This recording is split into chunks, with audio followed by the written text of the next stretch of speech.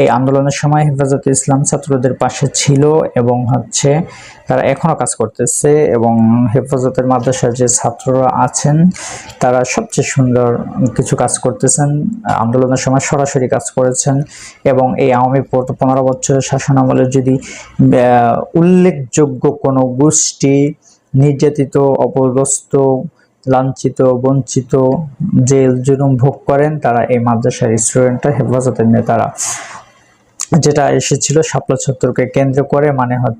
যখন যুদ্ধাপরাধীর ফাঁসি দেওয়া হয় তখন যে শাহবাগে গণজাগরণ কেন্দ্র হয়েছিল, মাসের পর মাস সরকারি প্রোটেকশনে কিছু ছেলে পেলে ওখানে বসে থেকে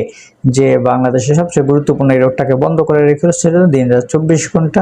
সেই যে আলোড়ন তৈরি হয়েছিল সেটাকে কেন্দ্র করে মূলত পরবর্তীতে হেফাজতের ডাক আসে এবং হেফাজতের ডাক আসার একদিনের ভিতরেই রাতের বেলায় তারা